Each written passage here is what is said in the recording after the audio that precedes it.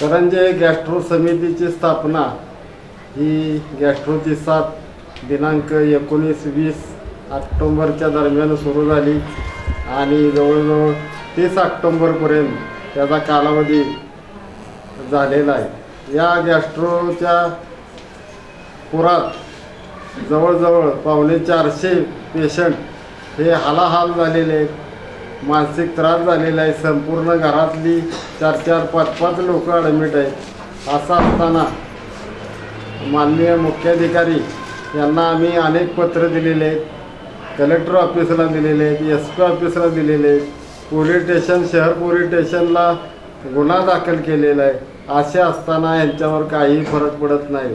आता गेली 11 वाजल्यापासून आता 1 वाजला आहे, जवळजवळ 1.5 तास झाला आम्ही इथं थांबलो आहे, परंतु एकही अधिकारी ह्या नगरपालिकेला, या स्वयंभू असलेल्या नगरपालिकेकडे बघायला, लोकांची काय अडचण आहे हे बघायला सुद्धा इथं कोणी अजून तरी फिरकलेलं नाही। माननीय मुख्याधिकारी यांना फोन केला असता ते RTO ऑफिसला जी आग लागलेली आहे त्या आग विझवण्यात गर्क आहे, त्यांना इथे यायला वेळ नाही।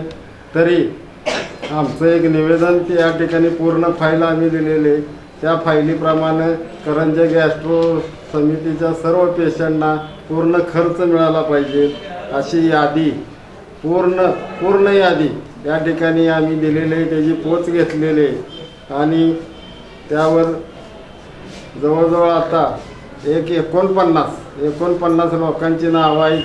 संपूर्ण बिलाचा खर्च आहे, त्याला कागदपत्र जोडलेले आहेत आणि जे सिव्हिलला ॲडमिट होते त्यांचे इतके हाल झालेले आहेत, अजून ती लोक झोपून आहेत। त्या सर्व सिव्हिलच्या लोकांना प्रत्येकी 5,000 रुपये मिळालेच पाहिजेत आणि खाजगी दवाखान्यात ज्यांनी उपचार केलेत त्या सर्वांना पूर्ण खर्च मिळाला पाहिजे। आम्ही भाकरी वाढतो, कालवण मिळणार नाही, कोरडी भाकरी खायला लागेल असं चाललेलं आहे। काय ठिकाणी तोंड बघून, ओळखी बघून, कार्यकर्त्यांच्या शिफारसी बघून 12 ते 13 लोकांना फक्त पैसे देण्यात आलेले आहेत आणि बाकी कोणालाही पैसे दिलेले नाहीत। अशी जवळजवळ 110 लोक आहेत की ह्याचा विचार ह्या सर्वांनी करावा, लोकप्रतिनिधी ह्याचा विचार करावा। त्याचबरोबर माननीय चोरगे साहेबांना बी आम्ही ही एक प्रत दिलेली, कारण त्यांचा आम्हाला सर्व पाठिंबा आहे। त्याचा सर्वांचा विचार करून नगरपालिकेनं लवकरात लवकर सर्व पेशंटचा खर्च आणि नवीन जी पाईपलाईन आहे त्यातून सुद्धा अजून 1-2 लोक आजारी पडत आहेत, तर त्याचा असा सारासार विचार करता पुन्हा अशी 4-6 महिन्यांना असं परत होणार नाही याची लेखी आम्ही मुख्याधिकाऱ्यांनी करंजे गॅस्ट्रो समितीला द्यावी ही माझी विनंती आहे। दुसरी काय मागणी आहे तुमची? पदाधिकाऱ्यांना काय निलंबित करायची काय मागणी आहे का? हां, मागणी आहे।